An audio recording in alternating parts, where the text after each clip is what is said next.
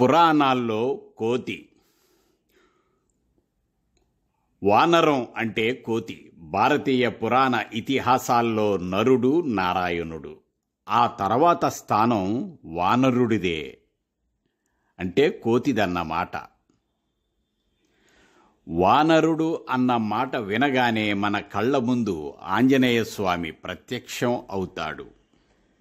త్రేతాయుగంలో రాముడి బంటుగా, శ్రీరాముని దూతగా, సుగ్రీవుని స్నేహితుడిగా, సీతమ్మ జాడ కనుగొని రాముని ముద్రికను అందించిన కార్య సాధకునిగా, లంకా దహనం చేసి రాక్షస సంహారం గావించిన వీరునిగా, సంజీవిని తెచ్చి లక్ష్మణునికి ప్రాణదానం చేసిన ఆత్మీయునిగా, శ్రీరామనామ మహత్యాన్ని జగతికి చాటిన భక్తాగ్రేసరునిగా పూజలందుకున్నాడు ఆంజనేయుడు. మళ్ళీ ద్వాపర యుగంలో శ్రీకృష్ణునికి భీమార్జునులకు సన్నిహితంగా మసలి మహాభారత యుద్ధంలో అర్జునుని రథంపై జెండాపై కపిరాజుగా నిలిచి నీరాజనాలందుకున్నాడు ఆంజనేయుడు. హనుమంతునిగా, మారుతిగా, బజరంగ బలిగా పిలవబడే కారణ జన్ముడు ఆంజనేయుడు. వానర శ్రేష్ఠుడే ఈ ఆంజనేయుడు. తన జన్మత వానర జాతినే ధన్యం చేసిన మహనీయుడు ఆంజనేయుడు. ఆంజనేయుని తరువాత శ్రీరాముని సేవలో నిమగ్నమైన చరితార్థుడు సుగ్రీవుడు, వానరుడే.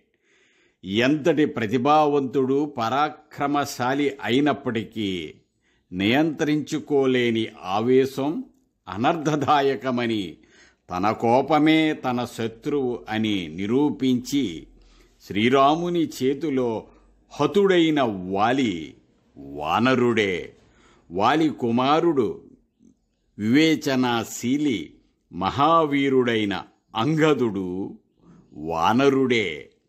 నీలుని సారథ్యంలో సముద్రంలో వారధి నిర్మించింది వానరులే. దశకంఠుడైన రావణ బ్రహ్మ రాక్షస సేనావాహినిని సంహరించి శ్రీరాముడు విజయలక్ష్మిని వరించడంలో తోడ్పడిన కిష్కింద వాసులందరూ వానరులే. అక్కడక్కడ రాక్షసులు కూడా కోతుల రూపంలో ధరించిన సందర్భాలు ఉన్నాయి. రావణుడి గూఢచారులైన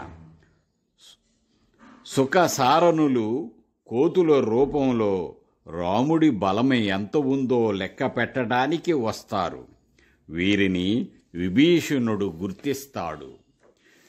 వీరిని వానరులు చంపగబోగా రాముడు వారించి ప్రాణదానం చేస్తాడు.